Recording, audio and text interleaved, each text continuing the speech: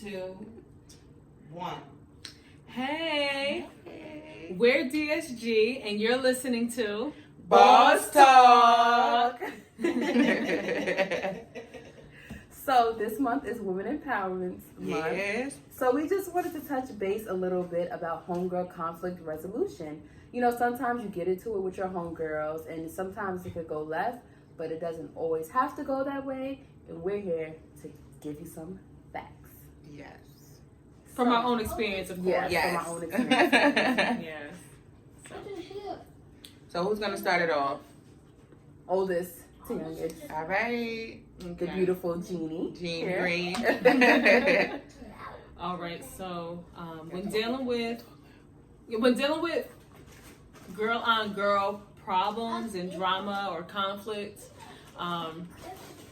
one issue that can sometimes come up and has come up for me is when your girlfriend or close or even a sister, they have a problem but they don't address you directly.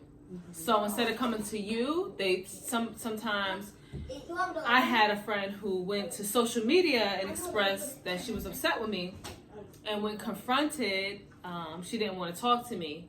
And I was really hurt by that because I felt like if you have an issue with me, you should bring it directly to me. And I think one of the first things in being a real woman boss and showing that side of your character is owning up to your feelings and then going directly to that person and sharing those feelings directly to them at the opportunity. Not when you're upset, right, ladies? Yeah. Like when you're really, really in the heat of the moment. Take time to yourself. Yeah, take time to yourself. And get your thoughts together. But you should go directly to that person because your relationship with them is obviously important enough because you're upset.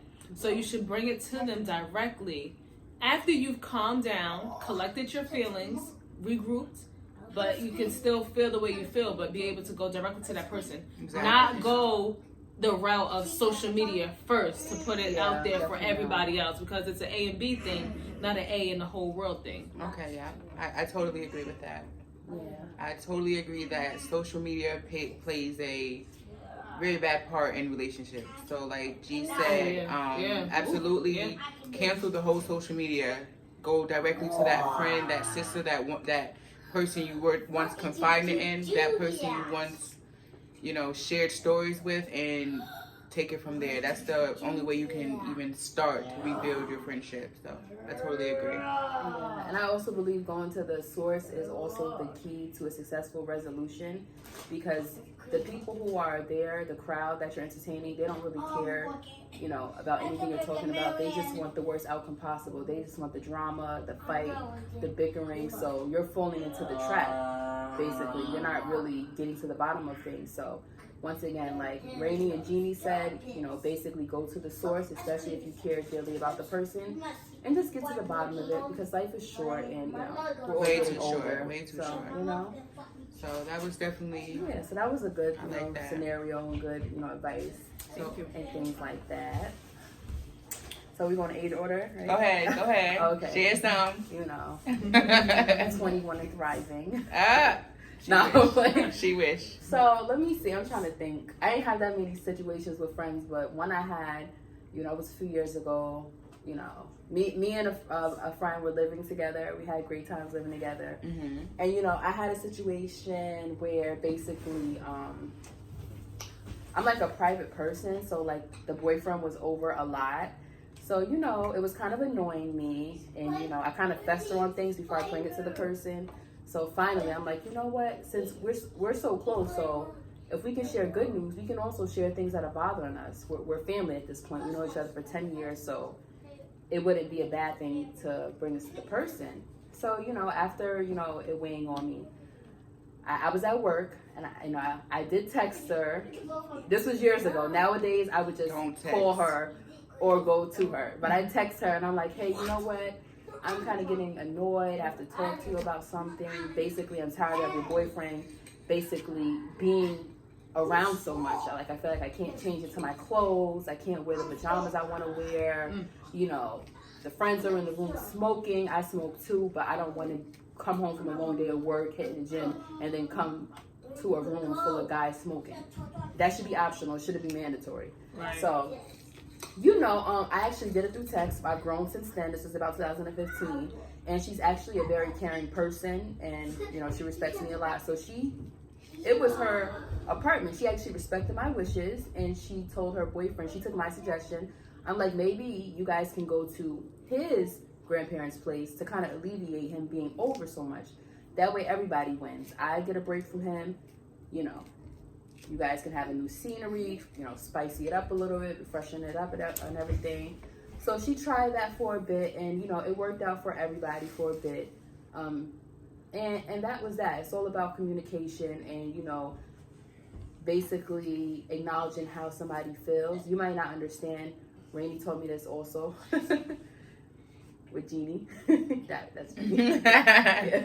You might not understand why somebody feels that way, but that does not mean that they don't feel that way. Like their feelings are not obsolete just because you guys have different personalities. Something that might hurt my feelings may not hurt Rainey or Jeannie feelings. That don't mean that they don't feel that way. So once again, I believe going to the source and validating people's feelings, and taking some of the options that the person is basically saying to you that they think may help. So that was my little scenario. And again, I definitely understand that scenario also. But again, like we said, going to the source is number one. Yeah. And I personally feel like in that scenario, like you said, we're females, so naturally we're emotional. So when someone doesn't listen to our emotions, we're already like, we don't want to hear it. So the first thing is just considering and listening how the other person feels, whether you agree with it or not. But always consider it and acknowledge that you understand the way that they feel, and you understand, exactly, what I'm saying. Like, take it away. You were saying the knowledge, right? Acknowledge. Yeah, like just simply acknowledging is key. It may seem small, but it's understanding and giving room for both to talk, should I say. Mm-hmm. So yeah, but I say, like, always check your feelings though. Mm-hmm. Check your feelings, because there's the issue and then there's your feelings. Mm-hmm. Your feelings are just what are arising from the issue. Mm-hmm. So when you tone down your feelings a little bit, because your feelings are for you to own. Nobody else owns your feelings except you. So it's like, tone down the feelings, tone down all the emotion, and get to what the issue is. Just get to the issue, because we can always resolve an issue, but your feelings can only be resolved by you. Exactly. And don't look at every single thing like being petty, going tit for tat and tit for tat. Try to sit back and, like I said, get your emotions and your thoughts together and think about the overall picture. And think about the love you have for that person, and think about all the memories and the things that you guys have been through, so you can come back into a great and better place, that this person loves you. You know what I'm saying? So think about the overall picture. Sometimes when we get too into like details and stuff like that, it's not positive. It's negative. Yeah, and what she's saying by details are you trying to build a case to make yourself yourself seem like you're the person who's right. Like, I'm right, you're wrong. Well, no one wants to feel like they have to be defensive or have to defend their side of it, just because you want to go and nitpick every little thing that you see is wrong with the person, because we can all be here forever if we sit here and talk about every little thing that gets on our nerves about a person, or every little mistake somebody made. It's just like, there's one problem, address that one problem. Don't overload and put too much on somebody, putting your expectations on them, because the person's going to be who they are, and you have to accept them for who they are. Exactly. Yeah. So you just gotta respect the person for who they are. Don't try to, come at their character, but come at what the problem is. You don't want to attack somebody's character when you're trying to explain to them what the problem is. Stick to the problem. Don't stick to trying Exactly. to tear somebody's character down. And don't talk about years and years of things that you wanted to talk about in this one little scenario and problem. Stay focused. If you didn't acknowledge all of that when it was done, like Jean said, stay with what's going on, because now you're just bringing up stuff just to be bringing it up, And the overall thing that we want to do is move on from this, not stay stuck in, what's going on. So just leave whatever 1,000 years you had to say, leave it in there too, right? Like, we're talking about a certain situation. Yeah. We're not talking about 18,000 situations that happen, So, So I'm gonna wrap it up a little bit. My personal experience is having a fallout with a homegirl or whatever, and one thing that I think that was a downfall is that text messages. Now, you can call a person, and if they don't pick up, you wait until, if it's serious, you just wait until the person does pick up, because text messages can go so wrong, because you don't know what tone it's in. You're taking it at your own pace. You don't know what context it's in. The person could have been saying it and not the way you're taking it. So text messages always go wrong. Call that person. Well. They don't translate well. Call that person and talk to them direct. Find time in your day, if that's your loved one, and get it done. So I think starting off with text messages is just totally the wrong way to go. And like I was saying before, don't do tit for tat and tit for that and tit for tat. Stay focused on what the subject was and try to move on from that subject, or find a way that you guys can move on.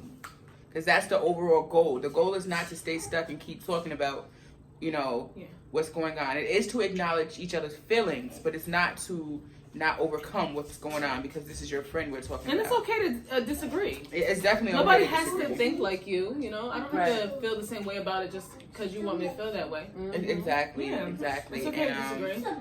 So I think that that's where it really took a turn also, and just letting each other talk is a big one for me too, because if you don't let each other talk, you guys can't hear what each other is saying. You're just loud and you're just going back and forth and back and forth and back and forth.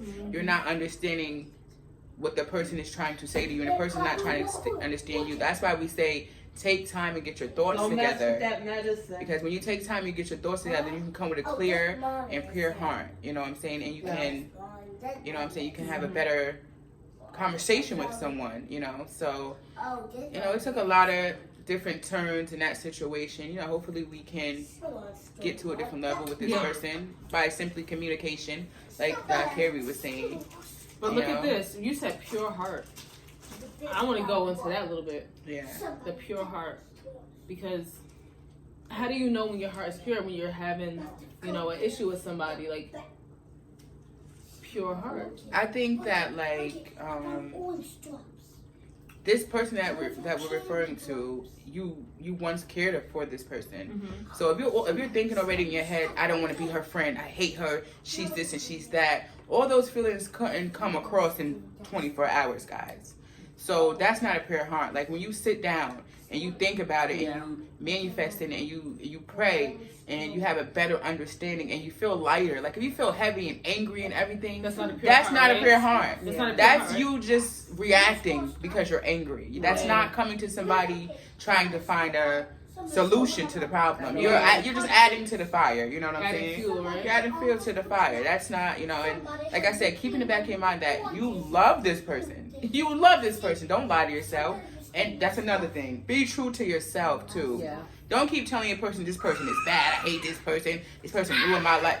You was just hanging with this person last week and chopping it up and everything was fine. So don't go there with it. That's making it pretty extreme. It's making it extreme, and it's not worth it. It's not worth the headache on you, and it's not worth the headache on that person also. And it says a lot about you if you've been hanging with this person for so long and you felt like they're just no good. So you're just making a huge drastic judgment in character off of one little one bad incident. So it's just remember that there's good in this person, and that you obviously were close to them for a reason, and they were in your life for a reason.